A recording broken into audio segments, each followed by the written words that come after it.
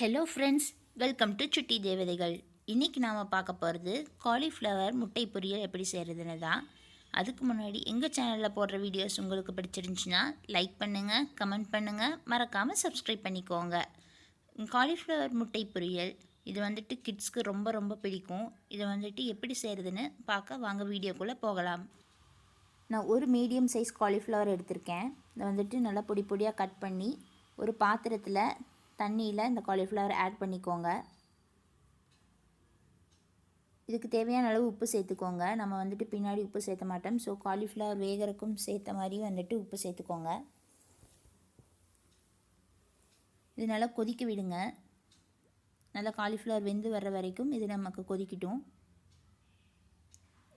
ஒரு பெரிய வெங்காயம் நல்லா பொடி பொடியாக கட் பண்ணிக்கோங்க. அது கொதித்து வர்றக்குள்ளே 2 பச்சை மிளகாய் சின்ன சின்னதாக நறுக்கிக்கோங்க. தாளிக்கிறதுக்கு கொஞ்சம் கடுகு எடுத்துக்கோங்க. அப்புறம் கொஞ்சம் கருவேப்பிலை எடுத்துக்கோங்க. நான் ஒரு மீடியம் சைஸ் காலிஃப்ளவருங்கிறங்காட்டி 2 முட்டை சேர்த்திருக்கேன். உங்களுக்கு வேணுங்கிற அளவு நீங்கள் முட்டை சேர்த்திக்கலாம்.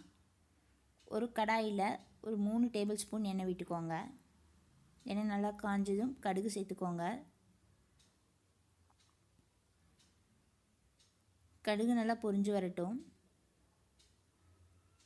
கருவேப்பிலை சேர்த்து பொரிச்சிட்டு வெங்காயம் பச்சை மிளகாய் ஆட் பண்ணிக்கோங்க. ஆட் பண்ணி நல்லா கிளறி விடுங்க.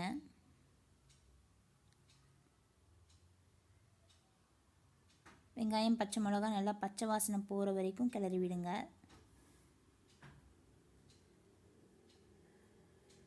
பாருங்கள், வெங்காயம் நல்லா வெந்து வந்துடுச்சு. கோல்டன் ப்ரௌன் கலர்லாம் ஆயிடுச்சு. இந்த ஸ்டேஜில் நீங்கள் வேக வச்சு எடுத்துருக்கோம் இல்லையா, அந்த காலிஃப்ளவரை வந்துட்டு ஆட் பண்ணிக்கலாம். ஒருவேளை உங்களுக்கு காலிஃப்ளவர் கொஞ்சம் வேகாத மாதிரி இருந்துச்சுன்னா நீங்கள் இந்த ஸ்டேஜில் தண்ணி ஊற்றி கூட கொஞ்சம் வேக வச்சுக்கலாம். தண்ணி ஊற்றி வேக வச்சிங்க அப்படின்னா தண்ணி சுண்டுனதுக்கப்புறம் வந்துட்டு நீங்கள் முட்டை ஆட் பண்ணணும். இல்லாட்டி இப்படி கொஞ்சம் கிளறி விட்டுட்டு முட்டை ஆட் பண்ணிக்கோங்க.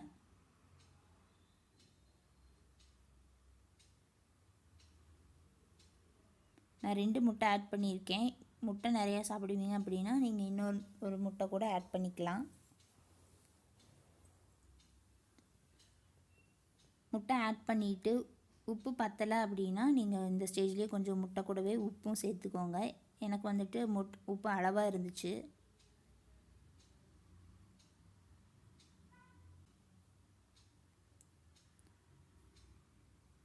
முட்டை பொரியல் செய்கிற மாதிரியே தான் இதுவும் செய்கிற மாதிரி இருக்கும். ஸோ உங்களுக்கு பச்சை மிளகாய் பிடிக்கல அப்படின்னா நீங்கள் பெப்பர் பவுடர் கூட ஆட் பண்ணிக்கலாம். பெப்பர் பவுடர் போட்டாலும் நல்லாயிருக்கும். நல்லா கிளறி விடுங்க. இதோ காலிஃப்ளவர் முட்டை பொரியல் தயார். இது வந்துட்டு கிட்ஸ்க்கு ரொம்ப ரொம்ப பிடிக்கும். ட்ரை பண்ணி பார்த்துட்டு எப்படி இருந்துச்சுன்னு கமெண்ட் பாக்ஸில் தெரிவிங்க. தேங்க்யூ.